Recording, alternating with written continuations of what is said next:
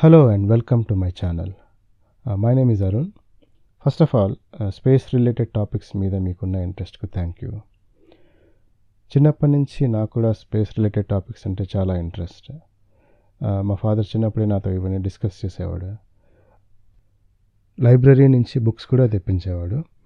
ఒక particular book నాకు బాగా గుర్తు, and that was about moon landings. మనిషి ఫస్ట్ టైం మూన్ మీద కాల్ పెట్టినప్పుడు ఈ మిషన్ గురించి, అపోలో మిషన్ గురించి అందులో చాలా బాగా ఎక్స్ప్లెయిన్ చేస్తున్నారు. అప్పటి నుంచి నాకు చాలా ఇంట్రెస్ట్ డెవలప్ చేసుకోగలిగాను, అండ్ టైం దొరికినప్పుడల్లా వాటి గురించి ఫాలో అప్ చేస్తూ వచ్చానమాట, స్పేస్ రిలేటెడ్ టాపిక్స్ గురించి. అలాగే మనలాగే చాలామందికి ఇంట్రెస్ట్ ఉంటుంది, కానీ టైం సరిపోక ఫాలో అప్ చేయలేక స్లోగా వాళ్ళు ఇంట్రెస్ట్ కోల్పోతూ ఉంటారు. అటువంటి వాళ్ళ కోసమనే ఈ టాపిక్స్ గురించి షార్ట్ వీడియోస్ అంటే 15 to 30 minutesలో వీలైనంత సింపుల్ లాంగ్వేజ్లో ఎక్స్ప్లెయిన్ చేయాలనేదే నా ఇంటెన్షన్. సో దట్ వాళ్ళు వీటి గురించి తెలుసుకొని తిరిగి ఇంట్రెస్ట్ డెవలప్ చేసుకుంటారని ఆశిస్తున్నాను. We are really in an exciting times as far as space is concern. ఎందుకంటే చాలా కొత్త రాకెట్స్ డెవలప్ అవుతున్నాయి, కొత్త మిషన్స్ ప్లాన్ చేస్తున్నారు. మిషన్ టు మూన్ కానీ, మిషన్ టు మార్స్ కానీ, స్టార్ లింక్ కానీ, స్పేస్ ఎక్స్ రీయూజబిలిటీ కానీ, ఇలా చాలా టాపిక్స్ మీద చాలా ఎక్సైటింగ్ డెవలప్మెంట్స్ జరుగుతున్నాయి. This is really a best time to learn more about space and follow the developments. So first వీడియోలో ఏంటంటే వెరీ బేసిక్, స్పేస్ అంటే ఏంటి, అందులో అక్కడ ఏమేమి ఆబ్జెక్ట్స్ ఉంటాయి, ప్లస్ స్పేస్ గురించి తెలుసుకోవాల్సిన ఇంపార్టెన్స్ ఏంటి, స్పేస్లోకి ఎలా ట్రావెల్ చేయాలి, వీటి గురించి డిస్కస్ చేశాను అనమాట. So without any further delay, let's get into this topic.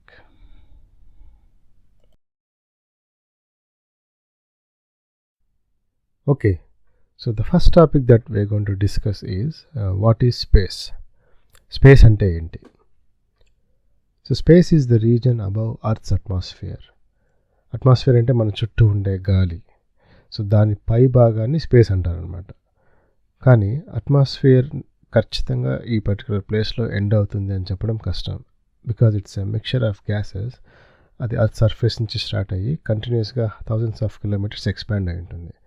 So డెఫినెట్గా స్పేస్ ఇక్కడి నుంచి స్టార్ట్ అవుతుందని చెప్పేది చాలా కష్టం అనమాట. So how do we solve this? ఇక్కడ మీరు చూసినట్లయితే అట్మాస్ఫియర్ అనేది అర్త్ చుట్టూ ఒక బ్లాంకెట్లా ఉంటుంది, కానీ ఇలా సింగిల్ లేయర్గా యూనిఫామ్గా ఉండదు. యాక్చువల్గా ఎలా ఉంటుంది అంటే ఇట్లా మల్టిపుల్ లేయర్స్లో ఉంటుంది అనమాట. Based on their temperature it is divided into multiple layers. అలాగే వాటి డెన్సిటీ కూడా ఒక లేయర్లో ఒక రకంగా ఉంటుంది. సో బాటమ్ లేయర్లో డెన్సిటీ ఎక్కువ ఉంటుంది, పైకి వెళ్ళే కొద్దీ డెన్సిటీ తగ్గిపోతుంది, బికాజ్ గ్యాస్ ఎక్స్పాండ్ అయిపోతుంది కాబట్టి.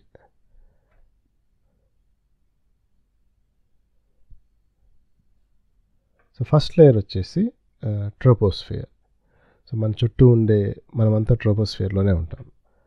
కమర్షియల్ ఏరోప్లేన్స్ ఇవన్నీ ఫ్లై అయ్యేది ఈ లేయర్లోనే, బికాజ్ వాటి వెయిట్కి అవి ప్రయాణం చేసే స్పీడ్కి దే నీడ్ థిక్కర్ అట్మాస్ఫియర్ అనమాట. అదర్వైజ్ సఫిషియెంట్ లిఫ్ట్ జనరేట్ చేయలేదు. అందుకే అవి ట్రోపోస్ఫియర్లోనే ఎగరగలవు. నెక్స్ట్ లేయర్ వచ్చేసి స్ట్రాటోస్ఫియర్. ఇక్కడ military jets, fighter jets they can travel here because అవి చిన్నగా ఉంటాయి, and they travel at a much faster speed than commercial aeroplanes. So అవి స్ట్రాటోస్ఫియర్లో ప్రయాణం చేయగలవు. ఇట్లా ఫర్దర్గా మీరు వెళ్ళే కొద్దీ when you reach 100 kilometers height, ఇక్కడ అట్మాస్ఫియర్ డెన్సిటీ అనేది వెరీ నెగ్లిజిబుల్, చాలా థిన్గా ఉంటుంది. ఇక్కడ ఆల్మోస్ట్ వ్యాక్యూమ్ అని చెప్పొచ్చు. ఇక్కడ నార్మల్ ఫ్లైట్ అనేది పాసిబుల్ కాదనమాట. ఇక్కడ దాని స్పీడ్ ఆల్మోస్ట్ ఆర్బిటల్ స్పీడ్ కన్నా ఎక్కువ ఉంటే తప్ప అది నిలవలేదు, అదర్వైజ్ అది పడిపోతుంది. దీన్ని ఫస్ట్ థియోడర్ కర్మన్ అనే ఫిజిసిస్ట్ క్యాల్కులేట్ చేశాడు. అందుకే అతని పేరు మీదుగా ఈ 100 kilometers మార్క్ని కర్మన్ లైన్ అంటాం. సో ఒక ఆబ్జెక్ట్ స్పేస్లోకి వెళ్ళింది అని ఐడెంటిఫై చేయాలంటే అది ఖచ్చితంగా ఈ 100 kilometers మార్క్ని దాటి ఉండాలి. అప్పుడే అది స్పేస్లోకి వెళ్ళినట్లుగా ఐడెంటిఫై చేస్తాం మనం. సో స్పేస్ అంటే ఏంటి, అది ఎక్కడి నుంచి మొదలవుతుంది ఇప్పుడు మనకు తెలుసు. నెక్స్ట్ మనం స్పేస్లో ఏముంటాయో తెలుసుకుందాం. ఫస్ట్ మనం చూడబోయేది ప్లానెట్స్, గ్రహాలు. మన సోలార్ సిస్టంలో అర్త్ ఒక ప్లానెట్, మిగతా ఏం ప్లానెట్స్ ఉన్నాయో చూద్దాం ఇప్పుడు. సో సోలార్ సిస్టమ్ ప్లానెట్స్ ఏంటి? Mercury, Venus, Earth, Mars, Jupiter, Saturn, Uranus, Neptune. Pluto is not a planet. Pluto ఒకప్పుడు ప్లానెట్గా ఉండేది, కానీ ఇప్పుడు ప్లానెట్ కాదు. ఎందుకంటే ఏదైనా ఒక ఆబ్జెక్ట్ని ప్లానెట్గా ఐడెంటిఫై చేయాలంటే it has to satisfy 3 characteristics. వాటికి 3 లక్షణాలు ఉండాలన్నమాట. ఫస్ట్ వచ్చేసి అది ఒక స్టార్ చుట్టూ ఆర్బిట్ అవుతుండాలి. అంటే ఎలాగైతే ఎర్త్ మన స్టార్, సన్, సూర్యుడు వచ్చేసి మన స్టార్ కదా, దాని చుట్టూ ఎలా అయితే ఆర్బిట్ చేసి తిరుగుతుందో అది కూడా ఒక స్టార్ చుట్టూ ఆర్బిట్ అవుతుండాలి. So Pluto also orbits around the sun. First condition satisfy చేస్తుంది. సెకండ్ కండిషన్ వచ్చేసి it should have nearly round shape. అంటే అది రౌండ్గా ఉండాలన్నమాట. రౌండ్గా ఉండేదానికి ప్లానెట్కి ఏంటి రిలేషన్ అని అడగొచ్చు. రౌండ్ షేప్ అనేది అన్నిటికీ రాదు. ఓన్లీ ఆ ఆబ్జెక్ట్కి సఫిషియెంట్ గ్రావిటీ ఉంటే తప్ప రౌండ్నెస్ రాదనమాట. ఫర్ ఎగ్జాంపుల్, మీరు లడ్డు చేసే విధానం అబ్జర్వ్ చేస్తే ఆ మెటీరియల్కి ఎంత సఫిషియెంట్ స్టిక్కీనెస్ లేకపోతే మీరు ఎంత ప్రెస్ చేసినా దానికి ఆ ప్రాపర్ షేప్ రాదు, ఊడిపోతుంది. In the same way sufficient ఆబ్జెక్ట్కి సఫిషియెంట్ గ్రావిటీ లేకపోతే ఇట్ కెనాట్ బైండ్ టుగెదర్. ఆ గ్రావిటేషనల్ ఫోర్స్ అనేది అన్ని డైరెక్షన్స్లో యూనిఫామ్గా యాక్ట్ చేస్తుంది కాబట్టి ఓవర్ ఎ పీరియడ్ దానికి రౌండ్నెస్ వస్తుంది అన్నమాట. సఫిషియెంట్ మాస్ లేకపోతే సఫిషియెంట్ గ్రావిటీ ఉండదు, రౌండ్నెస్ కూడా రాదు. Pluto is round, Pluto is nearly round. So second condition కూడా సాటిస్ఫై చేస్తుంది. థర్డ్ కండిషన్ వచ్చేసి అది తిరిగే ఆర్బిట్లో ఈ పర్టికులర్ ఆబ్జెక్ట్ గ్రావిటేషనల్లీ డామినెంట్ అయి ఉండాలి. అంటే సిమిలర్ సైజ్డ్ ఆబ్జెక్ట్స్ ఉండకూడదు. ఒకవేళ అలా ఉన్నాయంటే దాని మీనింగ్ ఏంటంటే దీని గ్రావిటీ వల్ల అది తన్ని డిఫ్లెక్ట్ చేయలేకపోయింది లేదా తనలో మర్జ్ చేసుకోలేకపోయింది. So it is very similar to this object. సో ఏది డామినేట్ చేయలేకపోయింది అనమాట. రెండు ఆల్మోస్ట్ ఈక్వల్ అని చెప్పవచ్చు. అలా ఉంటే దాన్ని మినీ ప్లానెట్ అంటారు.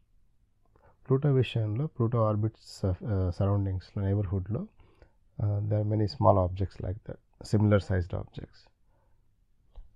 అందుకే థర్డ్ కండిషన్ అది ఫెయిల్ అవుతుందన్నమాట. అందుకే దాన్ని ప్లానెట్గా ట్రీట్ చేయరు.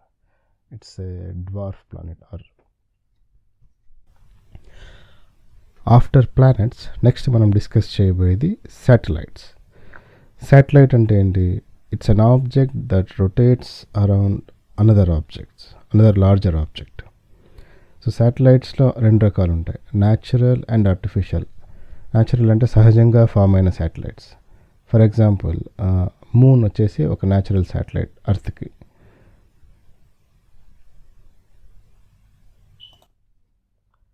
నెక్స్ట్ వచ్చేసి ఆర్టిఫిషియల్ శాటిలైట్స్. ఇవి మనం తయారు చేసి స్పేస్లోకి లాంచ్ చేసినవి. ఇందులో చాలా కేటగిరీస్ ఉన్నాయి. కమ్యూనికేషన్ శాటిలైట్స్ కావచ్చు, వెదర్ ఫోర్కాస్ట్ శాటిలైట్స్ కావచ్చు, నావిగేషన్ కావచ్చు, లేదా స్పేస్ అండ్ సైంటిఫిక్ ఎక్స్ప్లోరేషన్ వాటికి కావచ్చు, మిలిటరీ శాటిలైట్స్, అలాగే ఎక్స్పెరిమెంటల్ శాటిలైట్స్. సో ఏ కేటగిరీ అయినా సరే ఇవన్నీ మనం తయారు చేసి లాంచ్ చేసినాయి కాబట్టి ఇవన్నీ ఆర్టిఫిషియల్ శాటిలైట్స్ అంటారు. ఇవి కూడా ఇంకొక ఆబ్జెక్ట్ చుట్టూ తిరుగుతుంటాయి. ఏదైనా భూమి కావచ్చు, in case of space exploration అయితే వేరే స్పేస్ బాడీ, ఎగ్జాంపుల్ మూన్ కానీ మార్స్ కానీ ఇలా కావచ్చు అన్నమాట. నెక్స్ట్ ఆబ్జెక్ట్ మనం డిస్కస్ చేయబోయేది కామెట్స్, తోకచుక్కలు. బేసిక్గా ఇది ఒక స్నోబాల్, కాకపోతే మంచుతో కూడినటువంటి స్నోబాల్ కాదు, రాళ్ళు, డస్ట్ అండ్ గ్యాసెస్తో కూడినటువంటి స్నోబాల్. ఇది కూడా సూర్యుని చుట్టూ తిరుగుతుంది, కాకపోతే వీటి ఆర్బిట్ వచ్చేసి చాలా వైడ్గా ఉంటుందన్నమాట. It comes from out side solar system. ఇప్పుడు భూమి సూర్యుని దగ్గరలో ఉంది కాబట్టి మనకి సఫిషియెంట్ సన్లైట్ వస్తుంది, టెంపరేచర్ కూడా ఎక్కువగా ఉంటుంది. బట్ మీరు ప్లానెట్స్ అలా నెక్స్ట్ ప్లానెట్ వెళ్ళే కొద్దీ టెంపరేచర్ అనేది they don't receive sufficient sunlight, అందుకే ఒక టెంపరేచర్స్ నెగిటివ్లో ఉంటాయి. కామెట్స్ ఇంకా సోలార్ సిస్టమ్ బయట నుంచి వస్తుంది కాబట్టి అక్కడ సన్లైట్ అనేది అసలు ఉండదు ఇంకా. అందుకే అవి ఆల్వేస్ ఫ్రీజ్ అయిపోయి ఉంటాయి అనమాట. And trapping the gases between them. అందుకే స్నోబాల్ అని చెప్తాం వాటిని. వీటి ఆర్బిట్ చూసినట్లయితే ఈ డయాగ్రామ్లో ఈ వైట్ లైన్ వచ్చేసి ఈ కామెట్ ఆర్బిట్. ఈ సెంటర్ పార్ట్ అంతా సోలార్ సిస్టమ్ అనుకుంటే కామెట్స్ బయట నుంచి వస్తాయి అన్నమాట. వచ్చి సూర్యుని చుట్టూ తిరిగి వెళ్తుంటాయి. ఇది కొంచెం క్లోజప్ షాట్. ఫ్రీజ్ అయిపోయినా కూడా సూర్యుడికి దగ్గరగా వచ్చే కొద్దీ సన్లైట్ వల్ల అది వేడెక్కడం స్టార్ట్ అవుతుంది. వేడెక్కి అందులో ఉన్నటువంటి గ్యాస్, డస్ట్ ఎక్స్పాండ్ అవుతుంది. సో సన్లైట్కి అవి రిఫ్లెక్ట్ అయ్యి మనకి టెయిల్లా కనిపిస్తుంది, తోకలా కనిపిస్తుంది. దట్ ఈస్ ద రీజన్, ఆ టెయిల్ ఉన్న రీజన్ అదే అనమాట దానికి. సో మోస్ట్ రీసెంట్లీ అంటే లాస్ట్ ఇయర్ మనకి ఒక కామెట్ వచ్చింది. దాని పేరే నియోవైస్. అది మీరు చూసినట్లయితే ఇలా కనిపిస్తుంది. సో సెంటర్ పార్ట్ వచ్చేసి మెయిన్ కోర్, మిగతా అంతా దాని టెయిల్. ఆ గ్యాస్, డస్ట్ ఎక్స్పాండ్ అవ్వడం వల్ల సన్లైట్ రిఫ్లెక్ట్ అయ్యి మనకు అలా తోకలా కనిపిస్తుంది.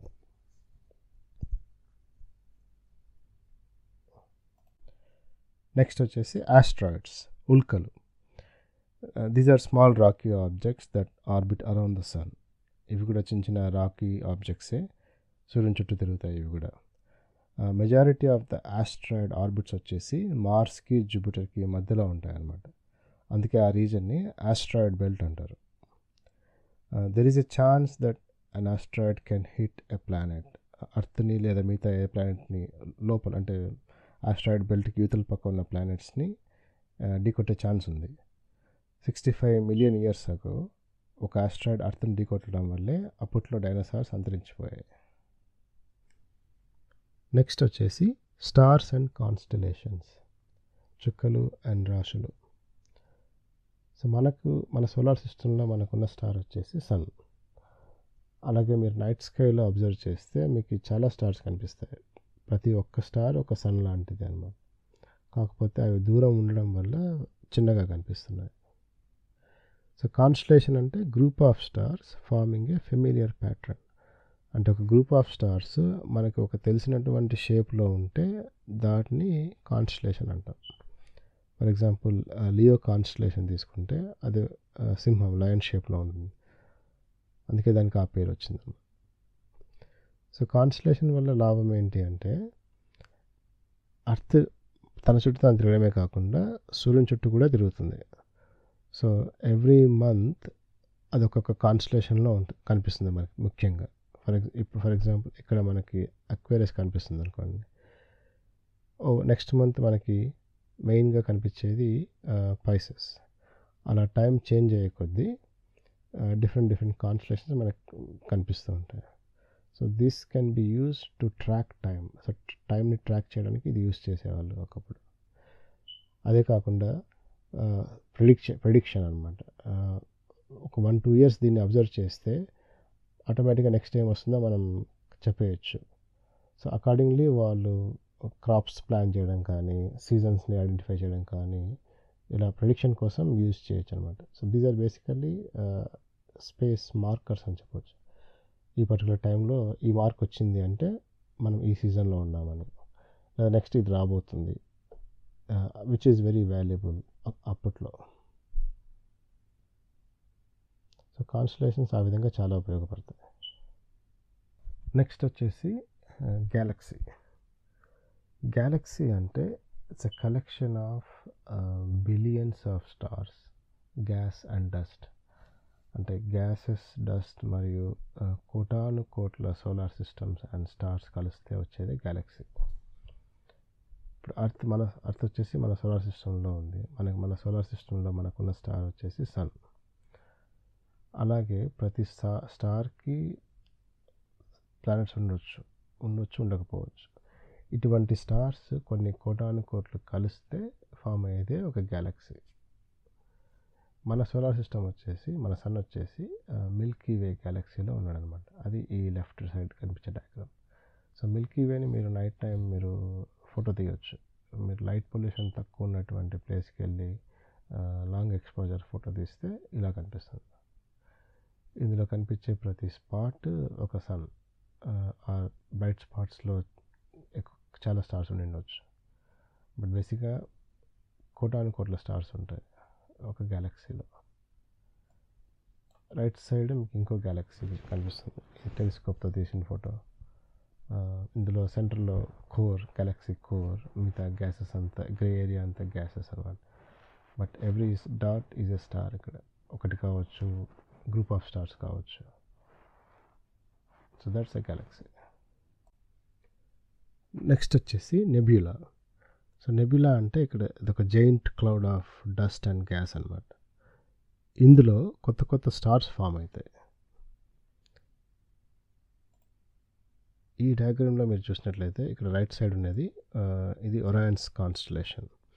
ఇది ముఖ్యంగా మనకి వింటర్లో కనిపిస్తుంది, అట్లీస్ట్ నార్థన్ హెమిస్ఫియర్లో వింటర్లో కనిపిస్తుంది.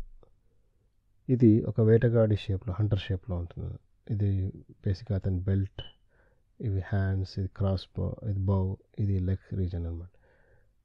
ఈ నెబ్యులా వచ్చేసి ఈ రీజన్లో ఉంటుంది. అది ఒరాయన్స్ నెబ్యులా. అలాగ ప్రతి నెబ్యులాలో కొత్త కొత్త స్టార్స్ ఫామ్ అవుతూ ఉంటాయి. నెక్స్ట్ వచ్చేసి black holes. So black hole అంటే అదొక రీజన్ ఆఫ్ ఇమ్మెన్స్ గ్రావిటీ, అంటే ఇన్ఫినైట్ అమౌంట్ ఆఫ్ గ్రావిటీ ఉంటుంది అక్కడ. So they are very interesting, ఎందుకంటే ఈవెన్ లైట్ కూడా అందులోంచి ఎస్కేప్ అవ్వలేదు. So light almost per second 3 lakh kilometers per second travel చేస్తుంది వాక్యూమ్లో. అంత వేగంగా ప్రయాణం చేయగలిగి కూడా బ్లాక్ హోల్ నుంచి ఎస్కేప్ అవ్వలేదు. అంత గ్రావిటీ ఉంటుంది అనమాట అక్కడ.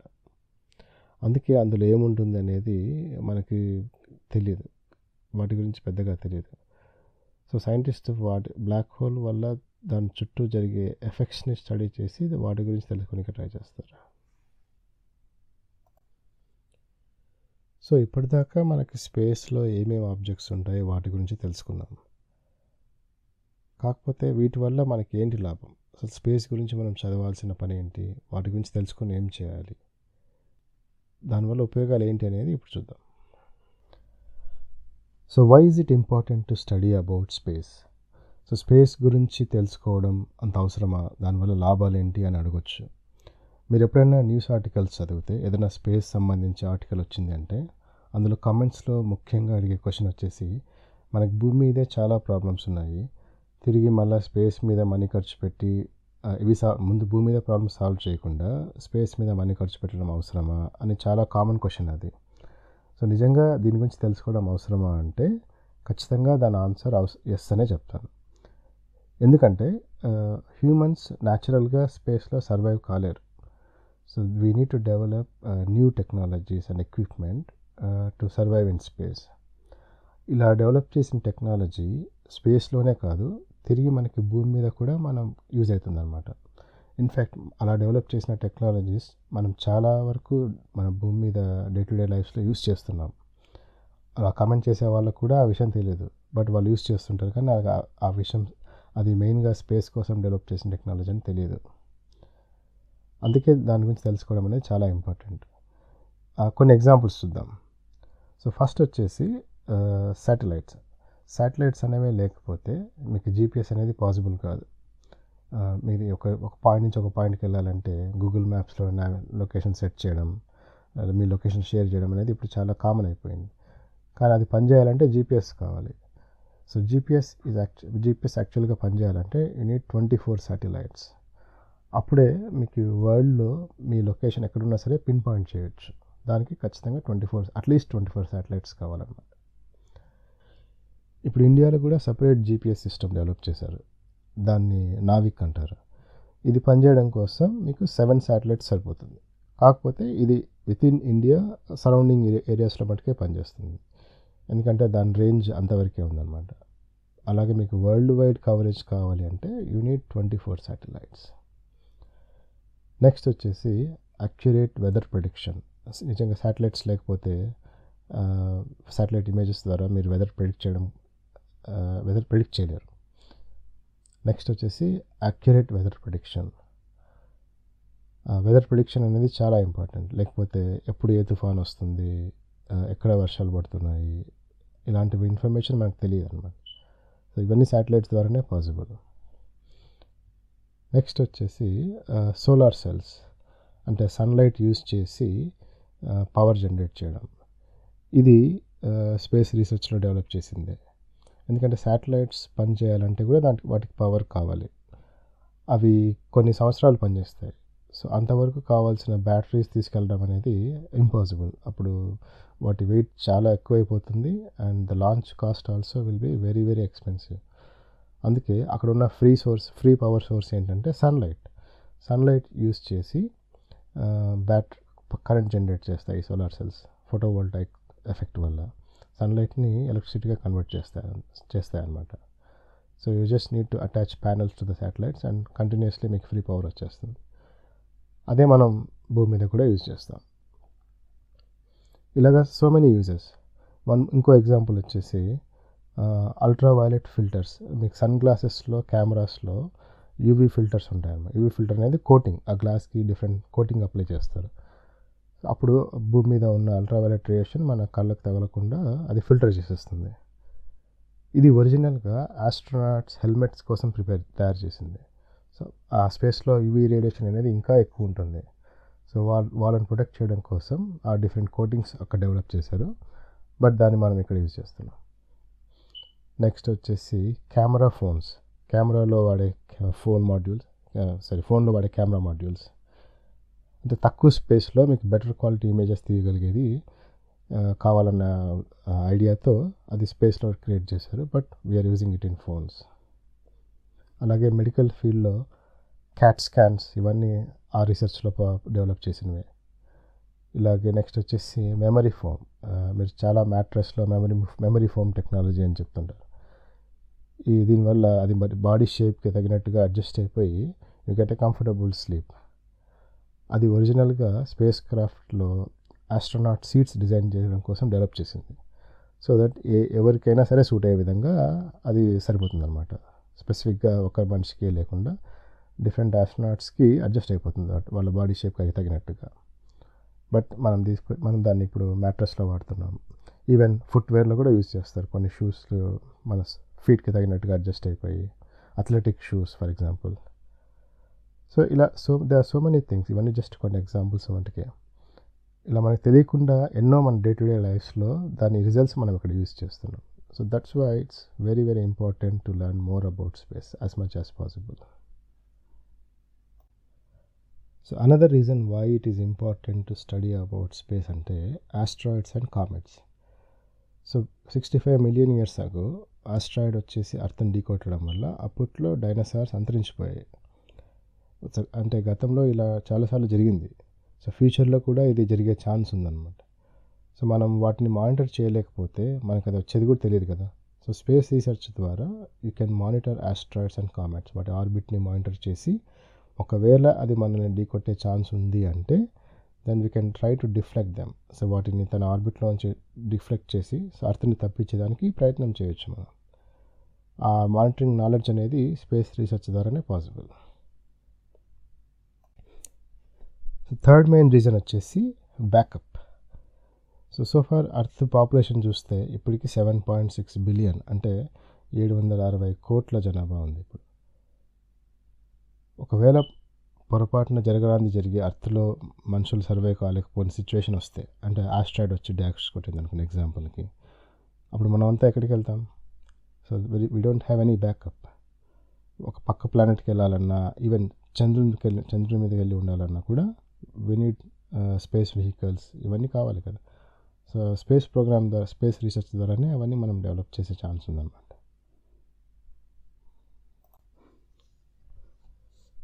నెక్స్ట్ రీజన్ వచ్చేసి స్పేస్ మైనింగ్.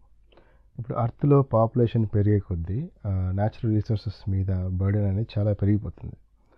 అలాగే వాల్యుబుల్ మినరల్స్, అంటే ఫర్ ఎగ్జాంపుల్ గోల్డ్, ప్లాటినం లాంటివి మనం వాటిని ఎక్స్ట్రాక్ట్ చేయాలంటే ఇంకా ఎక్కువగా లోపలికి మైన్ చేయాల్సి ఉంటుంది, ఎక్కువ లోపలికి తవ్వాల్సి ఉంటుంది అర్త్ మీద. సో దానివల్ల ఎన్వైర్మెంటల్ ఇష్యూస్, చాలా అదర్ ఇష్యూస్ క్రియేట్ అయ్యే ఛాన్స్ ఉంది. కానీ ఈ మెటీరియల్స్ అనేవి ఆస్ట్రాయిడ్స్లో ఫ్రీగా దొరుకుతాయి మనకు. Asteroids is a small object, దానికోసం మనం ఈజీగా ఎక్స్ట్రాక్ట్ చేయొచ్చు compare to mining on earth. So ఇదొక ఐడియా అనమాట. ఆల్రెడీ కొన్ని కంపెనీస్ వీటి కోసం ట్రై చేస్తున్నాయి. ఒక ఆస్ట్రాయిడ్ని మైన్ చేసి అందులో ఉన్న ప్రెషస్ మినరల్స్ని ఎక్స్ట్రాక్ట్ చేసి తిరిగి అర్త్లో యూస్ చేయాలనేది వాళ్ళ ఐడియా.